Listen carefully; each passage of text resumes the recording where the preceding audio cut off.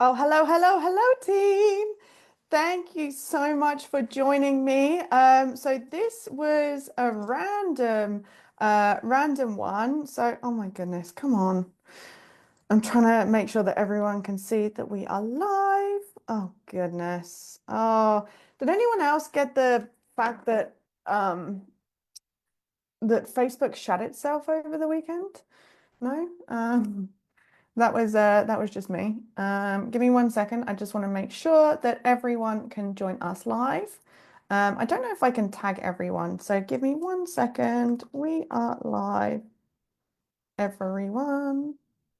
I think I've already tagged everyone, so it probably won't work.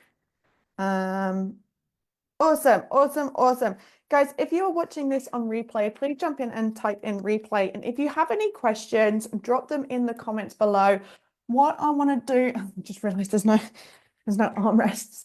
What I want to do is really go through my trip to Mexico last week as a health conscious vegan. So as someone who really cherishes, really looks after her weight, is very mindful of her weight, but is also mindful of the foods that we eat. So if you have ever struggled going on vacation, on holiday, as a vegan or as someone who's dieting or someone who's managing or maintaining their weight, please drop in the comments because I would love to hear your stories. Tell me where you've been and maybe even like the problems that you've faced and tell me how you've overcome them if you have been able to overcome them. Um, where did I go? My laptop has just shit itself. Sorry, okay, there we go.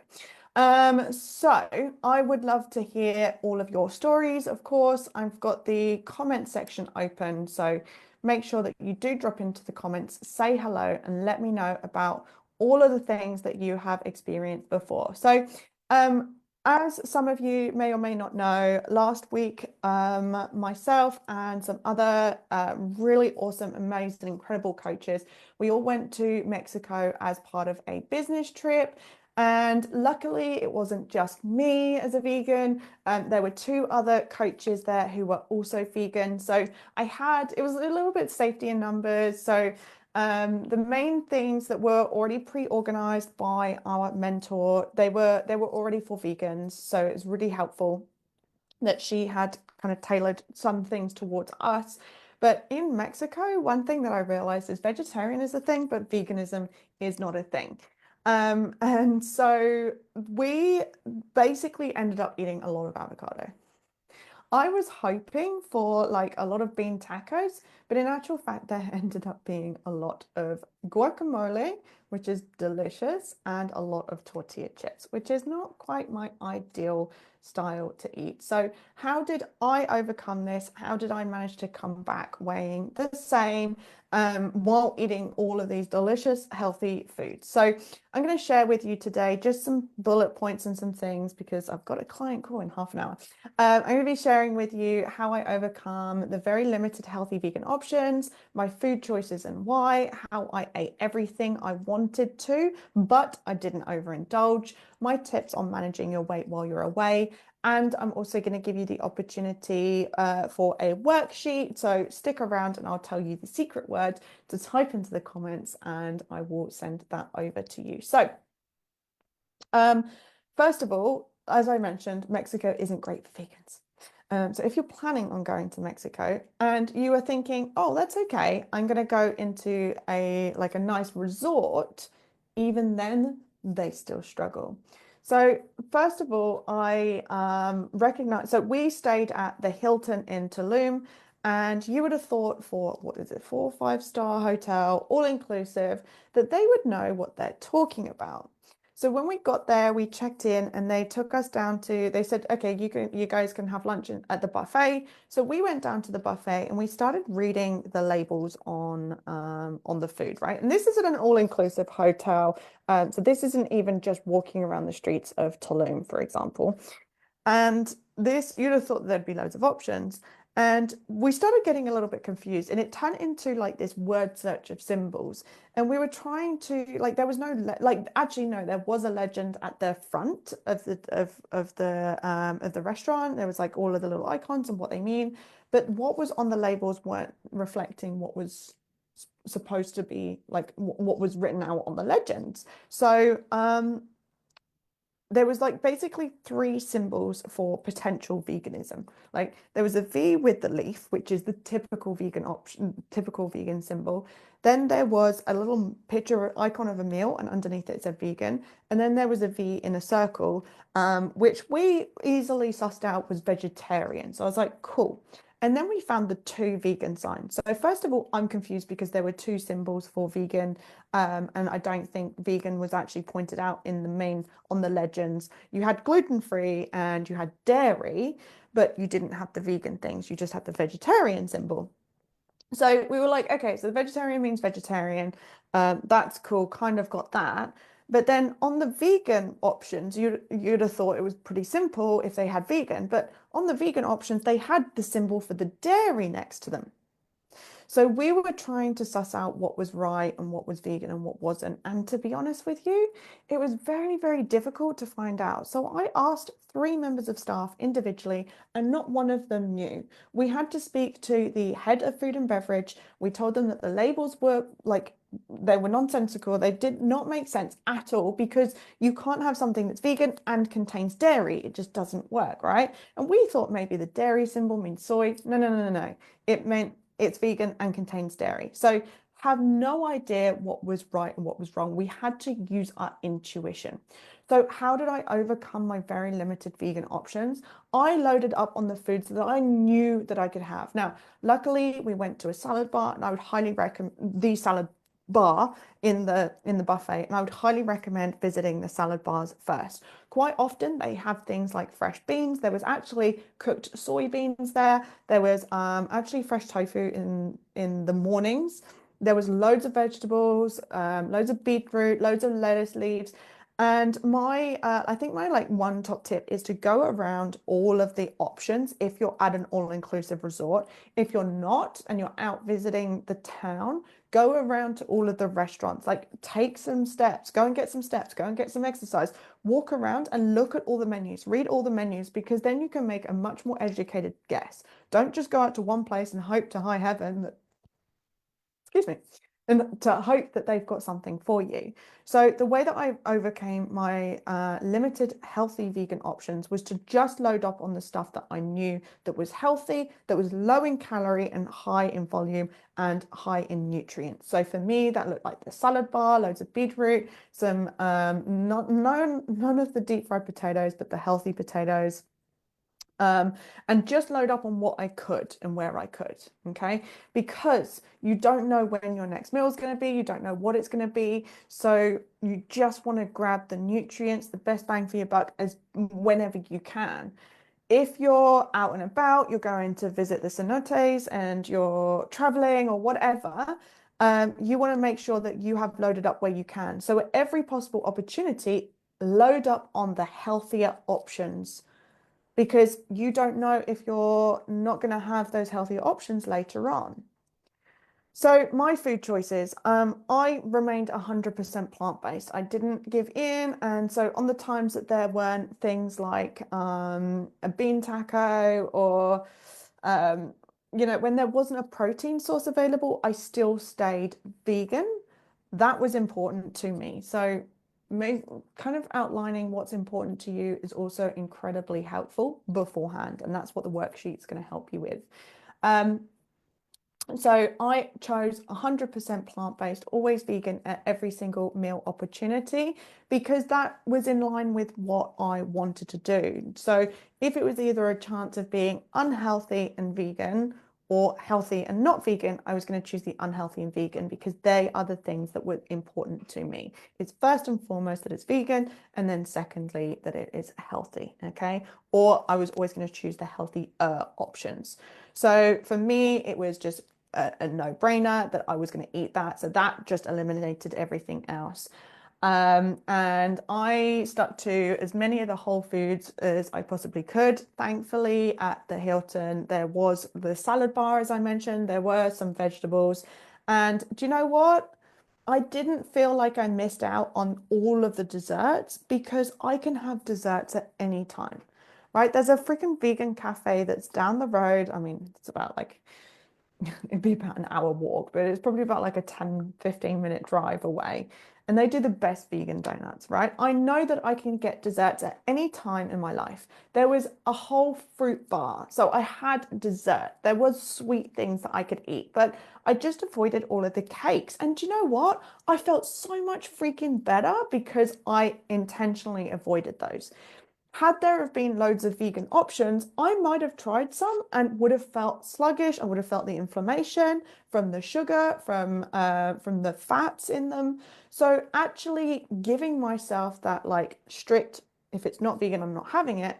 You can also give yourself that strict, okay, if it's processed or if it's loaded full of sugar, I'm not going to have it because I know that that's going to make me feel like crap. So my food choices were very I wouldn't say limited because I choose, by the way. Don't say that your choices are limited or you can't have because that creates this restriction and deprivation mindset. So tell yourself that you choose not to have those things. When you say, I choose not to have these things, it gives you some power back and you feel a little bit more empowered by your choices rather than it feels like someone's taken that power away and given you no choice. Because then we just feel like we're in a straitjacket, right? So I chose the healthiest options, but they were always vegan. And that's why, because it just aligned with me. When we were at the Airbnb, so before the all-inclusive, so I can give you two examples of what to do, by the way. So when we were at the Airbnb, we went out and took a walk around and had a look on Google Maps.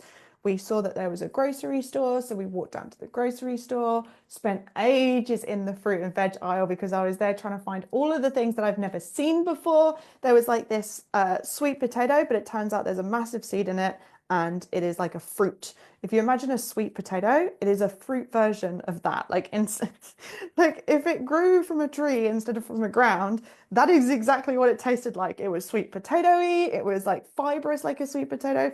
So there was loads of things like if you guys live in Mexico, you're probably like, oh my God, yeah, we have this all the time. It's called this. And if you know what it is, please type it in the chat. But I was spending ages in the fruit and vegetable aisles because I love to see what else is there. It was impressed in I was surprised to see a lack of non-dairy options in terms of in the like the yogurt and in that department. So while I do recommend looking everywhere, also just try and be mindful when you are looking everywhere, try and take note and take stock of the things that you see. So for example, we were walking around the supermarket, I saw some spices, some herbs, and I was like, okay, if I go and buy beans, then I know where to go and find those spices. They are things that that I choose to have. They are things that I choose not to have. So really pick up on where you can see things. One thing that I was impressed with was the amount of coconut milk, but the lack of soy milk and the lack of unsweetened soy milk. Every time I had a latte over there, it tasted like a hot chocolate, which baffled the hell out of me. I don't understand why, because I don't use sweetened soy milk. So I just said, screw it. I'm gonna have the coconut milk because I'm here.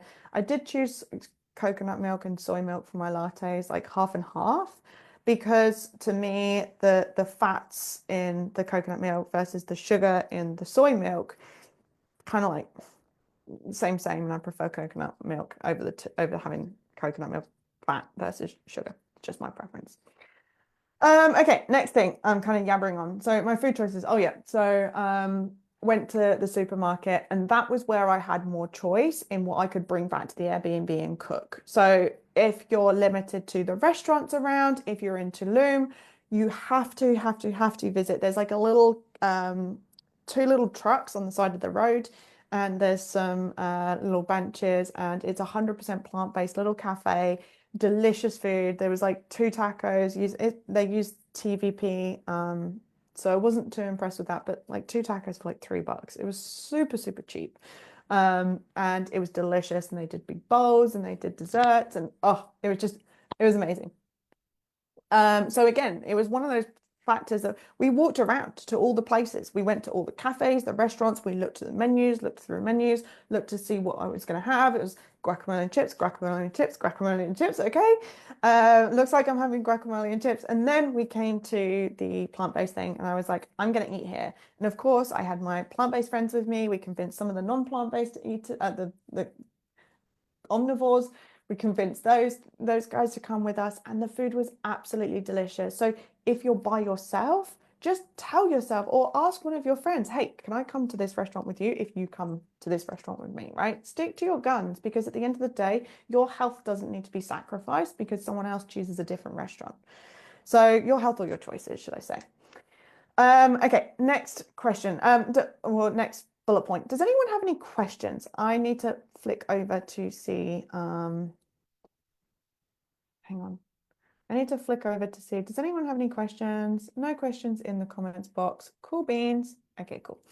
So, how I ate everything but didn't overindulge. So, this is actually a theme of the week with my clients and with the festivities coming up. So the same thing applies with like festive holidays, like times of year, Christmas, Easter, Valentine's Day, birthday. So when there's festive style foods, whether it's Christmas and Thanksgiving flavors and desserts and pastries, whether it's cake at birthday or whether it's chocolate at Easter, whether you're on holiday, so you're on vacation, the same principles apply, right? If you want to taste those flavors, you've got two options, right? Well, you've got many options, but I'm giving you two options. You've got the option one is to bring those flavors in a healthy way, right? So in Easter, I've actually got, if you want this, just drop in the comments box, Easter recipes. I've got, I think there's 3 Easter-inspired breakfast oats. And one of my clients is absolutely on it with the carrot cake one. They're delicious, right? So you can bring those flavors and make them a healthy option for you. If you want those, if you want to enjoy those flavors, you can make birthday cake oats, right? So simple, and you can make them healthy. You can make healthy mince pie oats, right? Oats just seem to go with everything because it's like, you know, you can make Christmas Santa oats, like do like a chocolate and dark chocolate and raspberry style oats. That's in the Easter inspired ones as well. My lunch today, if you look at my Facebook feed or my Instagram, you'll see that my lunch is like a roast root vegetable salad. I made a maple and it's got tempeh in it, it's got cranberries in it, and I made a maple and mustard dressing.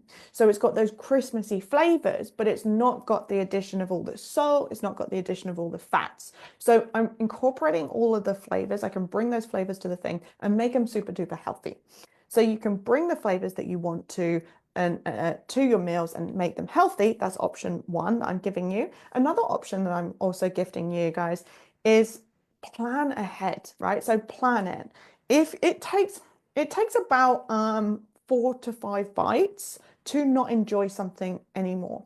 So especially when you have a dessert, think about just stopping after 4 bites because what does Devi, you call it something amazing. The point like diminishing point of diminishing returns or something like that. It makes so much sense when you say it, Debbie. But it's like 4 bites, right? Once you have the 4th bite, that dessert it no longer does the same for you that it did on the 1, 2, 3, and 4 bites. So now from the 5th one, you're just being you can call it gluttonous, just addicted to the sugar or wanting it, desiring it. You're just doing it out of an emotional reason, like a reaction, right? You're not actually getting anything from it anymore. So one thing that I suggest is plan for these things. You can plan for 4 bites. You can plan for 5 bites of 5 different things. So the reason why I was able to enjoy everything I wanted, but without overindulging, is because I had a few bites of every little thing that I wanted, right? There was, oh my goodness, okay. Maybe I had a little bit more of the coconut cooked broccoli, which by the way was just divine. My mouth is watering right now. But I would try all the little things and just have like little bites on my plate, and so that I could try all of the things. And you can do the same for festivities, you can do the same for birthdays, you can do the same for birthday cake, you can do the same for going away on holiday, buffets, whatever it is. If you want to try everything without overindulging, you can just take a simple little bite of everything. So that way you get to try everything. And you don't need to overeat. You can try everything, but you don't need to overeat, so you don't need to overindulge, right? And when we overindulge, when we overeat, that's when we're gaining weight. That's when the weight is going to go up, the scale is going to go up in a direction that we don't want it to go in. Now, if you're going to sit here and tell me maybe one bite isn't enough, I bet you haven't tried it, right? Go to the buffet, take a bite of everything. If you are still hungry, then you can go back and have more of your favorite because you've tried everything. And now you can say, right, do you know what? That's actually worth passing the velvet rope to my belly. That's actually worth like getting into the VIP section of my belly for, because I know that that tastes better than that. Have you ever gone to a buffet or like had sharing plates and then you filled up and then something comes out or you try something and you're like, oh my God, I wish I'd ordered that. See, if you take all the little bites first, then you can go back and fill up and reach that level of satiety with the foods that you actually enjoy. So you're getting more pleasure out of it. It's like maximizing the pleasure out of your options. So I tried everything without overindulging. My tips on managing my weight while I'm on holiday. Okay, so here are the things that I really dialed into. One is not getting full. Okay, I made sure that at as many meals as possible, I'm going to tell you it wasn't 100%, but at as many meals as possible, I wasn't full. What do I mean by this? I'd had enough food. I was satiated. I was not full. So I want you to think of a glass like science beaker. Okay. On it, there's a white line and it says max for maximum. But there's still a little bit of space to the rim, right? Your belly, when you've reached enough, when you've consumed enough to be nourished, to be satisfied, to utilize all of those nutrients, you are hitting that maximum line on that glass beaker. You can see that there's more space. You could fit more food in. You could eat more, right? Have you ever said this? Like, oh, I think I've had enough, but I could eat more. Oh, I could still have dessert, right? Oh, I could just squeeze that in. That is going above that max level and up to the brim, right? So what I did at most of my meals is stopped at that maximum level. I knew that I had a little bit more space. I knew I could eat more guacamole. I knew I could probably have about 7 more chips, but I'd stopped at enough.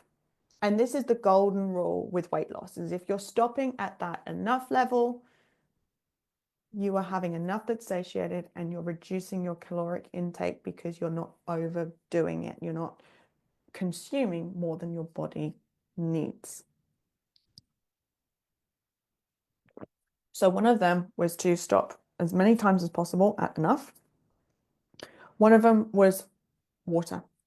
Okay. So I actually took my, oh, it's not here. I actually took my water bottle with measurements on it. Now, I was a little bit anal, but it didn't feel like I was being obsessive about it because it's just so normal for me now. But every day, I would make sure that I was making a mental note of how much water I was drinking. So usually I drink about 3.5 to 4 liters of water a day. And I've gotten myself up to that level. It has taken a while to get there, especially with my weak ass bladder. But when I was on holiday, I knew that there was a lot of opportunities or a lot of times that I wouldn't be able to access a toilet, that I would be in the middle of somewhere, in the middle of a bus, like in a taxi or something. So I needed to be mindful of my bladder. As someone who has bladder issues here and bladder problems, that was going to be a big warning for me. If you're someone who can hold it for hours upon hours, then fine, try and drink the same amount of water. But anyway, where I'm going with this is I took my water bottle out there so I could track how much water I was drinking. Now, of course, it's much easier to drink more water when it's warmer, but also you want to drink more water to feel satiated, so you don't need to eat as soon, so you stay hydrated, so you can reduce cravings, so you can fill up some space in your belly, so you can feel fuller quicker. There's so many reasons why we need to drink more water on a day-to-day basis, let alone when you're on holiday. What typically happens when people go on holiday is they forget that their human need is to drink water. They come back looking like their house plant, right? They come back all shriveled up and half dead because they have no hydration. That like the only thing you've drunk is alcohol and coffee and pina coladas and all of those sorts of things. So I was making sure that I was staying on top of my water. I was drinking a minimum of 2.5 liters a day. And when you're away, when your schedule is totally out of whack, that feels difficult. It feels hard, but it was very, very important to me to maintain my weight. So I drank as much water as I possibly could. Another step, which is kind of tied into water, is I always hydrated before I caffeinated. So this is like a cardinal rule for me. First thing in the morning, I do like to go to the gym first thing. So I like a coffee to give me a little bit more strength. But for me, I have to drink water before I drink my coffee because, again, when we wake up, we're like that little shriveled house plant. We haven't drunk any water for 8 hours. The first thing that you should be doing is rehydrating. You're a shriveled little prune by the time you wake up in the morning. So rehydrate yourself so you're a nice plump grape, not a shriveled up little prune.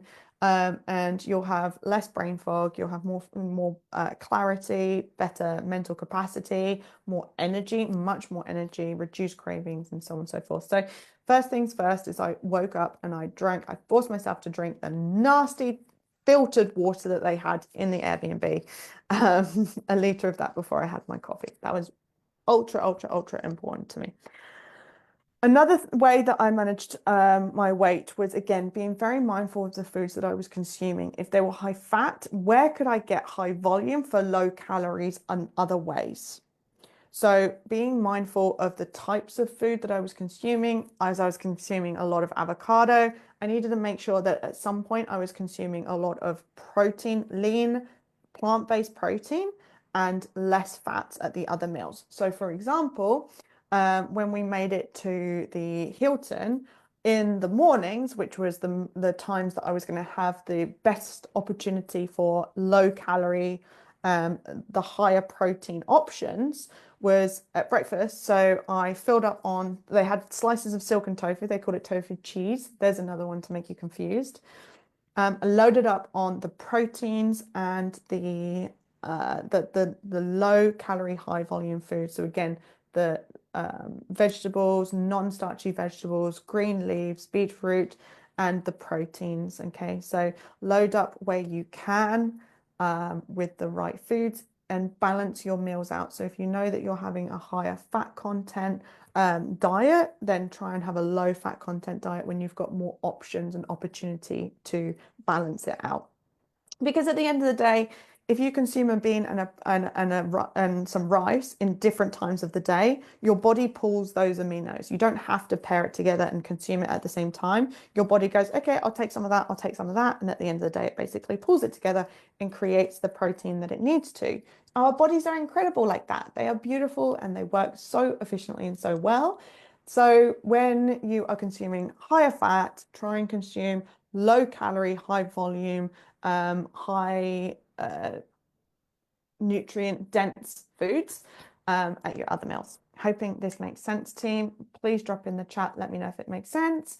I don't think we've got many with us. This was a last minute video anyway, so hopefully those on replay taking a lot of nuggets from this. And if you are on replay, I'm just gonna let you know because no one's there live. If you're on replay, guys, I'm going to give you a worksheet that I use with my clients to help you plan your holiday ahead, whether it's a festive season, whether it's a party, or whether it's a whole vacation. I've got a worksheet for you that will help you. It will help you plan ahead. Now, what does planning ahead do? Well, it gives you the version of you in the moment that goes to habit, an opportunity to take a pause and think about what you're about to do. So if you're pre-planning a party, It might be normal for you to go for all of the shots or the buffet food, right? Just an example. Whatever is normal for you to do at a party, right? But that habit part of your brain is just going to go and do what it's normal for you to do. But I guarantee you what is normal for you in those occasions or that occasion that you're planning for, probably not your healthiest. So let's use the best intentions version of you to give the in the moment version of you a better plan, an opportunity, and even just a second thought to go, hang on a second, this isn't what I had in mind. And so when we plan ahead, when you use a worksheet like this, it gives you the best opportunity to interrupt, to pattern interrupt. And that's all we need to do is if we're used to doing something on autopilot, we want to pattern interrupt so we can start changing our behaviors around that thing. So maybe the thing is a birthday, right? And it's like, okay, I'm going to birthday, I'm going to have some champagne, and then I'm going to have some canapes, or I'm going to kids' birthday party, so I'm going to have some cake and some jammy dodgers. If that's a normal thing for you, we want to pattern interrupt and say, okay, what am I going to do? If you make a plan ahead of time, you might plan to eat more food during the day so you feel less cravings, drink some more water so you feel less cravings, make sure that you've had a healthy meal so you have less cake cravings. And just having that plan in place gives you the best opportunity for to thrive and to help you lose weight through those hard times and holidays and events. So that's all I have for you. I think that's it. So if you want that worksheet, just type in the word worksheet. Just type in the word worksheet and I'll give it to you. And if you are interested in any more trainings, I've got a big ass boot camp, fresh ass boot camp coming up in January. It is going to help you get on track, get your shit together, get you on the plant-based train, right? And give you some freaking good ass results to kick off 2025. If you want free 5 days, intentional, interventional training, message me the word bootcamp and I'll put you on the wait list. When I get the details all together and all refined, I'll put you on the wait list. And then when I get those details together, I'll send them out to you. But it is, of course, going to be our biggest and most badass one. I plan on making this one the last version of the bootcamp possible because I plan on making it the best. So let me know, hook me up if you want some good one-to-one coaching for free for 5 days. Just message me the word bootcamp and I'll get you on the wait list. All right, my loves, I will see you next week. Take care. Bye-bye and have a good, fantastic festive holiday. Bye.